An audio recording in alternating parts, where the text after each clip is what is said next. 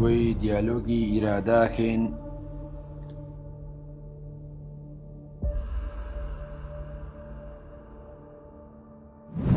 بەڵام مەسلەی ئەسلی دەرهێنانی ئێرانە لە دژێر دەستی سین و رووسیا لە دوو ڕۆژی ڕابردووە لە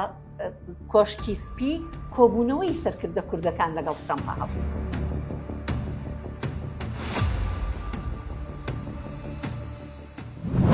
سێنادێ بۆچی شیعەکان هێندە سەرسەختترن لە سونەکان زانی سونەکان زوو تەسلیمە بن هەم کەس تەوقعی ئەوەی ناکرد کە ئەبوو محەممەدی زۆلانی بێ لەگەڵ ترامپ بە پێوە بۆستن و ترامپ بۆنیوە تکایە چۆن عێراقتان تەسلیمی ئێران کرد ئێرانیش تەسلیمی تورکیا مەکەن.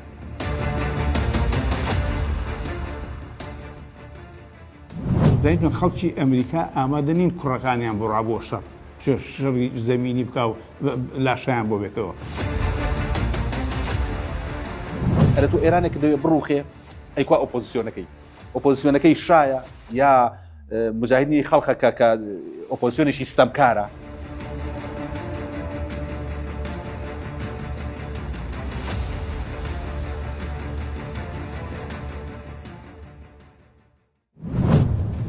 کاتتان باش گفتوگۆی دیالۆگی ئیراداکەین سەبارەت بە بارودۆخێک کە ماوەی دە ڕۆژە هاتووتە پێش لە خۆرهڵاتی ناوەڕاست و لە ناوچەکە بە تایبەتی کە بێگومان کاریگەری ڕاستەوە خۆی لەسەر کورد و لە سەر هەرێمی کوردستان هەیە. ڕووداوەکانی 7 ئۆکتۆبەر کە بە شەڕی حەماس و ئیسرائیل دەست پێیەکە کاریگەریەکانی وردە دەگەیشتۆتە سنوورەکانی ئێمە. دوای شەڕی حەماس و ئیسرائیل و وردە لە 8 دەسەمبەر ڕوخانی ڕژەی بەشار ئەسەد لە سووریا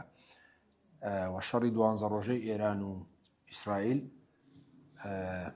بەشێکی زۆری چاودێران پیانوە بوو کە ئەم شەڕە بە ئاسانی کۆتایی نایەتاوەکو 7 ئۆکتۆبەر هەموو ئامانجەکانی خۆی بەدی نەهێنێ. بریتی بوو لە چی؟ بریتی بوو لە کەمکردنەوە و نینۆکردنی هەژمونی هیلالی شیعی لە خۆرهڵاتی ناوەڕاست و دابینکردنی ئەمنیەتی ئیسرائیل بە جۆرێک کە ئیتر هیچ هەڕەشە و مەترسیەکی لەلایەن گروپە ئیسلامیەکان و سنوورەکانیەوە نەمێنێ. و ئەو شەڕی ئێستا بەشێک پێیان وایە کە ئەوە ئیدامەی ئەو ڕووداوانەیە.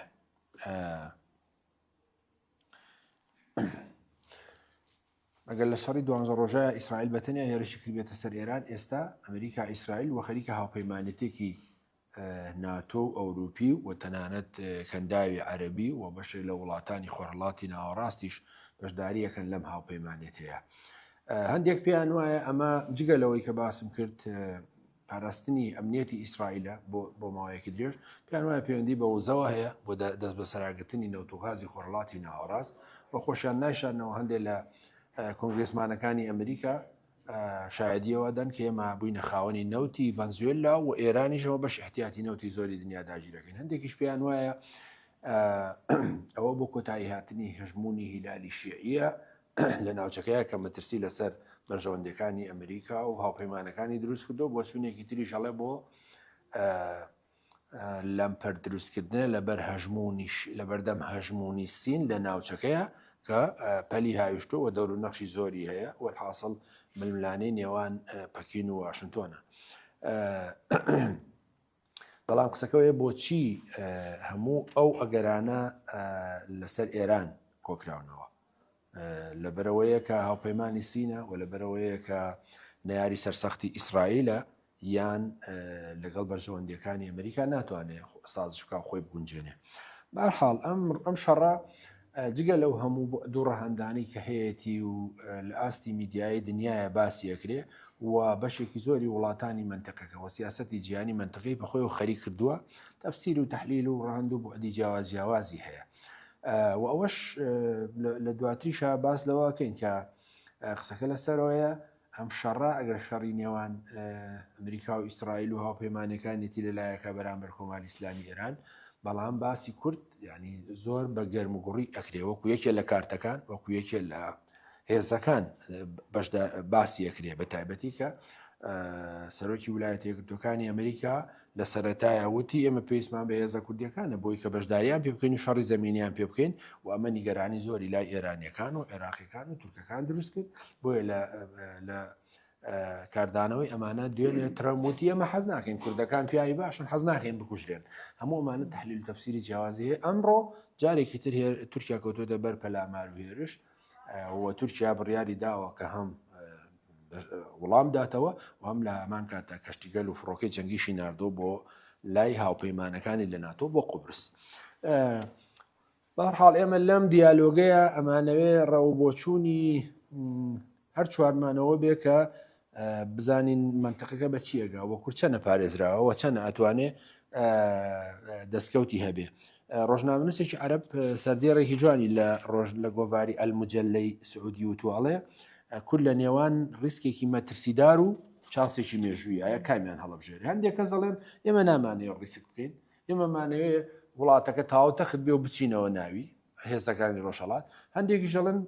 کاتێک ئەوە ڕووەدا ئەمریکا بۆچی تۆ بەشدارکە بۆچی تۆ بکە حسەت باتێ و بەشت باتێ کە تۆ بەشدار نەبی بەهەرحاڵەمانە هەمووی قسەی جیاوازە ئێمە ئەمریکا لە ماوەی چەند مانگی ڕابردووە جەخت لەسەرەوە کاتەوە کە ئێران نابێ پرۆژێ ئەتۆمی تاوکە و یۆرانیۆمی پیتێنراوی هەیەی و خۆیان ئەڵێن لە دانیشتەکانە عێراقچی و توێتی بە ئیستیفزازە و توێتی سا 6مانەوە کردو 11 بۆمبی ئەتۆمی دروزەکەین کەچی ئێستا قسەیەک نییە لەو شەڕانەی دەڕۆژی ڕابردووە لە قسەی لە پرۆژێ ئەتۆمی ئێران و یەکێکی تر لە داواکاریەکانی ئەمریکاوەیە کە موشەکە بالیستیەکانی ئەوی کۆتایی پێبێنێ کە مەترسین لەسەر ئیسرائیل و هاوپەیمانەکانی لە منتەقەیە و هێزە پرۆکسی ئێرانیەکانیش بێت دەست لە احتیوا بکرێن و دەست لەوانە هەڵگرن بەڵام ئێستا مەسەڵەن وێنەی شەڕەکە ئاوا نابینین بەڵکو ئەمریکا لە 150 هێزەکانی دەریایی و فڕۆکەوانیەکانی خۆی هێناوەتە خۆڕەڵاتی ناوەڕاستی نزیک سنوورەکانی ئێران و مەسەلەن بەشێکی زۆری هاوپەیمانەکانی بەریتانیا فەڕەنسا ئەڵمانیا هۆڵەندا یۆنانوانە هێزگەلێکی زۆری هێناوەتە سنوورەکانی قوبروس ئەمڕۆ تورکیا بەشداری شەڕەکەکە ئەمریکیەکان دەڵێن لەم شەڕەیە ئێمە یەک ئیختیارمان هەیە بۆ ئێرانیەکان سازش و تەسلیم بوون کە بە مەرجەکانی ئێمە یان کۆتایی پێهاتن وەلایەک شەوەیەکە لە ڕۆژنامەنووسە بەناوبانگەکانی ئەمریکای پێم وایە بە ئەمریکیەکان دەڵێ تکایە چۆن عێراقتان تەسلیمی ئێران کرد ئێرانیش تەسلیمی تورکیا مەکەن یعنی ئێستا ئەگەرە بینین بە تایبەتی لە ئەمڕۆوە تورکیا خەریکە دێتە ناو هاوپەیمانەتێکەوە کە پێشتر مخالیف بوو ئەوش بە دوای چی بە دوای کە ترەمپ وتی ئێمە هێزە کوردیەکان نالێنینە ناو ڕۆژهەڵات و حەز ناکەین بکوژرێن ئەوە دیارە مەسجێک بوو بۆ تورکیا کە هێزە کوردیەکان دەور و نەخشیان نابێ یان پارچەیەکیان بۆ جیان ناکەینەوەی کە تۆ مەترسیتە بۆ وەکو ڕۆژاوای کوردستان ئەوە لەلایەک تیشەوەی کاک عەزیز وتی مەسەلەن ئەم شەڕە بەرەوکوێ بەواتە یەکتر ئێران بەرەوکوێ خۆ ئێرانیش ناتوانێت ئەگەر مەسەلەن قسەکە لەسەرەوەی کە ئێران دەست و پەنجەی لەگەڵ نایەتی ئەمریکا و ئیسرائیل ئەوە کردووە و ئەو تووڕێی و ئەو وەحشەتێک کە ئەوانیش نیشانیان داوە لە ماوەی ئەم دە ڕۆژەیە لە ڕێگای فڕۆکە و جەنگەوە نیشانیەدا کە باسانی دەسەڵگرتنی دەست بە لە ئامانجەکانیان هەڵناگرن و خۆ لەو بە پێی منتەقیش لەم شەڕەیە نابێ ئەمریکا دۆڕاو بێ هاتووە بەو هەموو چەک و زەبەلا حەو بە و هەموو هەژمون و هەیمەنەی لە دنیاهەیەتی بێ دەستکەوتەکانی خۆی بەدی بێنێ وەکوەوەی چۆن لە ڤەنزوێلا وتی ئەو مادۆڕەومان هێنا و تەواو بۆ بە هەموو ڕێکەوتوین ئەبێ خۆلانی کەمە بشتێکی وا لە ئێران دەستخە بۆ چوونێکە ڕاستە ڕەنگە واشنگتۆن و تەلەبیب نایانەوێ ئێران بڕوخێنن بەڵام خۆیانەوێ ڤێرژنێکی تازە بێنن خۆ نایانەوێ جارێشکە لەگەڵ هەمان مۆدێل و حکومڕانی و هەموو تەفکری ئایدۆلۆژی و لا شەرقی لا غەربی جمهوری ئیسلامی و ڕزگارکردنی قودس بە نەجەفاتەیە پەڕێ و شەیتانی گەورە و ئەمانە ئەبێ ئیتر کاڵبێتەوە بەسەر چێ کۆتایی پێ بخۆ نایانەوێت دیسانەوە لەگەڵ ئەم ڕژێمە بەو شکڵە بەو فۆرمەکارکەن کەواسا پێکێکیان ئەڵێن بۆ چوونێکەیە کاڵێ ڤێژنێکی تازە دێ با بە ئەمامەوجبەوە بێ بەڵام ئەبێ مۆدێلێک بێ کە داخوازیەکانی ئەمریکا لەبەر چاو بگرێ و بەرژەوەندەکانی لەبەر چاو بگرێ وەلایەک تریشەوە مەترسیەکی ترکە لەسەر منتەقەکە و لەسەر بەرژەوەندەکانی ئەوانەیە هەژمونی هیلالی شیعی بوو کە بە دوای ڕووداوەکانی هەوتی ئۆکتۆبر وردە تێکشکێنراوە پاشەخشەی پێکراوە چ لە لوبنان ڕاستە حیزب اللهمەوە بەڵام بە زەعیفی حەماسیش ئەو شتە زەبەلاحە نەماوە بەڵام بۆ چوونێکە بوو کاکسمان ئەڵێ خۆ ئەمریکا ئەڵێ ئیسرائیل غەزەی تەخت کرد هیچ ماڵێک و هیچ مووقعێت و هیچ بنکەیەکی حماسی بە پێ نێش کەسی حماس ماوە هێشتا حماس هێستا بە جۆرە لە جۆرەکان ئەگەر چەنە زەعیفش بووبێ مەترسیە هێشتا ئەگەر تارانی جووا لێ بکرێ خۆ لانی کەم ئەم هێزە کە ناوی کۆماری ئیسلامی ئێران و هێزی هێژێ کۆتایی پێ نایە و بە تایبەتی کە ئێسا قسەیەکیش لەسەر بڵاو پێکردنی هێزی زەمینی نییە بۆی کە ڕژێمەکە بڕوخێنن و لەلایەکی تریشەوە قسەکانی دۆناڵد ترامپی سەرۆکی ویلایەتە یەکگرتووەکانی ئەمریکا نەک هەر ڕۆژانە پارادۆکسیتیایە لە بینی سەرەوە کۆتایی وتارەکەی پڕ لە پارادۆکس ڕۆژێگەڵی ئێمە بێم ڕژێمە کۆتایی پێ بێ دوای ژەڵی ئێمە نامانەوێ خۆ با مەلایەکیش بێ بەڵام مهمەوەی بێ اختیاری ئەمیتیا بێ لە دانانی ڕابەر کەچی کە ڕابەر بەڕەقمی ئەوان داناندرێ ئەڵێ بێ کۆتایی پێ بێ لار حاڵ ئەم قسانە هەمووی ئالۆزە ئێمە چۆن وا بکەین لەنا ئەو ئالۆزیانەیە بەشێ لە حقیقەتەکان ئاشکرا بکەین کە ئامانجەکانی لە ڕاستیە ئامانجی ئەم شەڕە ئەوەیە و ینی خەڵک لانی کەم خەڵکی ئێران بە کەمترین قوربانی لێ بێنە دەرەوە و مەترسینە بێ لەسەر ڕۆژهەڵاتی کوردستان و مەترسینە بێ لەسەر عێراق لەسەر وڵاتەکانی تر لەسەر ئەو هەموو موشک و بالیستەوەی دکتۆر وتی تێکدانی بە تەنها لە ماوەی 10 ڕۆژە هێڵی ئاسمانی ئیماراتی بە تەنها لە ماوەی 95 میلیۆن دلار زەرری کردووە بە تەنها هێڵەکەی و بە هەمویان نزیکەی وڵاتانی کەندا و 400 میلیۆن دلار فقط لە هێڵی فڕۆکەوانەکانی زەرریان کردووە ئەوە جگە لە بازاڕی ئەخاراتی دووبەی کە لە 120 هاتۆتە خوارەوە ئەوە جگە لەوەی کە بازاڕی زێر و ئاڵتون کە منبعەکەی لە خۆرڵاتی ناوەڕاستە دووبەیە بازاری فۆرێکس بە دەیان میلیارد دلار زەرری کردووە و ئەوە دیگەوە بخۆش دەزانی داخستنی گەروی هورمز نرخی بەرمیل لە نەوتی گەیاندوێتە 100 دلار و پێشبینیش دەکرێت بگاتە 200 دلار ئەگەر کێشەکە بەردەوام ئەو هەموو کێشە و قەیران و وزەی بە دوای خۆیان هێناوە ئەمریکا بەرپرسیارە لە بەرامبەر ئەوەیە ئەبێت چی بکە مەسە شەڕەکە زوو کۆتایی پێبێنێ درێژەی پێ بە ئامانجەکانی بەدی بێنێ پرۆژەی نەوەبیەکە کۆتایی پێبێنێ هەڵی گرێبی با هێزی زەمینی دابەزێنێ ئەو ئاڵگۆڕە گەورانەی کە لە دنیا ڕوویانداوە مەسەلەن ڕوخانی دیواری بەرلین ئاڵگۆڕی گەورەی بە دوای خۆی هێنا بە باڵۆشانەوەی یەکێتی سۆڤێت واڵۆشانەوەیکی شارستانیش بوو 15 کۆمار لە یەکێتی سۆڤێت جیابوونەوە یوگسلافیا بوو بە 7 چیکۆستۆفاکیا بوو بە 2 و هەندێک وڵاتی وەکو ئەریتریا لە ئەسوپیاجیا بوو بەشێکی زۆری ئەوانە زۆر شارستانی جگە لەوانە یوگسلافیا زۆر شارستانی بوو بە ئاسانی هەر کەسە دەوڵەتی خۆی دروست کرد یعنی ڕووداوێکی گەورە بوو ڕووداوەکانی 11 سپتەمبەر ڕووداوەکە هەرسەکە بوو هەرسی سۆڤێت بوو بەڵام دەرەنجامی ڕوخانی دیواری بەرلین ئەوە یەکێک بوو لە ئەو دیواری بەرلینش بوو دیواری بەرلینش علاقەی بۆ هەرسەوە هەیە ئەوە نەبووایە منیش باسیەوە کەم کامیە ڕووداوێکی گەورە بوون یەکێتی سۆڤێت جگە لە یوگسلافیا شارستانیانە ئەوە ئیمکانی هەیە لە ئێران کاک ئەزیانی پرسیارەکەم ئیمکانێکی ئەگەر ئێمە هەمیشە ئەڵێن ئێران تووشی شەڕی ناوخۆوە بێ ئەم قسەیەشمان لێەوە سەرچاواگرێ شایەدی ئەوەین کە لە عێراقا بە جۆرە لە جۆرەکان وا ڕوویدا لە لیبیا وایە ئێستا لە یەمەن وایە تەنها لەو ڕووداوانەی کە ویستم بڵێن بەهاری عەرەبی تەنها لە تونس میسریش بە جۆرە لە جۆرەکان لە نێوان ئیسلامیەکان و سوپا نەبوو بەڵام لە تونس بەبێ کێشە لی دەرچوون و تا ئێساش وڵاتەکە ئارامە ینی پێ وایە بۆ ئەمریکا شتێکی عجیب و غەریبە گەشەڕی ناوخۆش بێ ئەنی شتێکی عجیب پێم وایە نییە شتێکی عجیب بێ کە کاتێک ئامانچەکانی خۆیە پێکێ و لەگەڵەوەیە ئێران هەم وڵاتیشی گەورەیە لە ڕووبەرێکی گەورەیە لەسەر ئاسی دنیا خاوەنی یەدەگونەوت و کانزای زۆرە و سنوورێکی پانوپۆری لەگە وڵاتان هەیە و پێکاتەکەشی پێکاتەیەکی ناهۆمۆجین و ئاڵۆزی تورکە عەرەبە بلوچە تورکەمەن سەحرایە تورکەمەنە نازانم قەشقاییە گەیلانە چی هەموو ئەوانە مەترسیەوەی هەیە وەکویەوە هەرسێک ناوتان ئەمریکا ئەڵتەرناتیڤێکی حازری نییە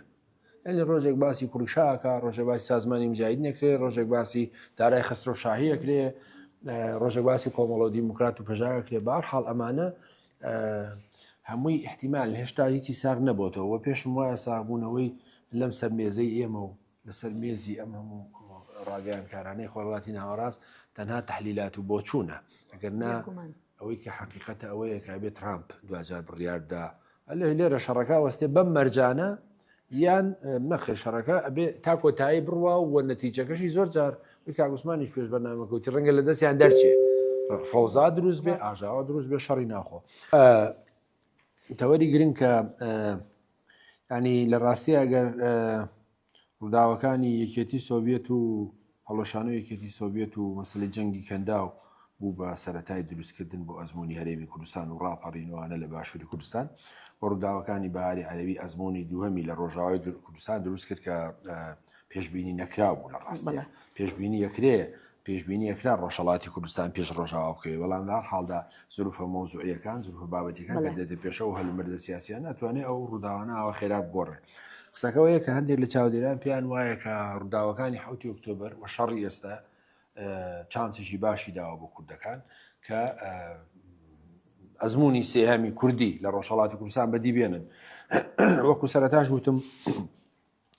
یەکێ لەو ڕۆژنامە مساعرەبانە ئەڵێ کورد لە ناو ڕیسکێکی مەترسیدار و چانسێکی مێژوویی ئەڵێ ئەوەی چانسێکی بۆ هاتوۆتە پێش ئەتوانێت باوەشی پیا بکە یان ئەو ترس و نیگەرانی کە هەیەی دەخالەتی تیانەکە لە ڕاستیە ڕۆژهەڵاتی کوردستان ئەگەر حقیقەتی تاریخی بجێڕینەوە ڕەنگە یەکەم پارچە بووە کە ئەزمموی حکومداری و حکوومەتی کۆمارەتیا دروست بووە ئاواڵە دروست بووە و دوایەوەشکە لە ڕووداوەکانی هەفتانوە چانسیەوەیان هەبوو کە لەگەڵ ئێرانی تازە بتوان پێکەوە بژین دوای خومینی نەیتوانی ئەو مافانیان پێدا دیسانەوە شەڕ و دەربەدەری و ئەوانە لە ڕووداوەکانی بەهاری عەرەبیش بەداخەوە کە کوردی ڕۆژهەڵات و چانسیان دیسان نەبوو وەکو ئەمازیغیەکان وەکو چەرکەسەکان وەکو بەشێک لە پێکاتە کەمینەکانی تری دنیا ئەوان بنوە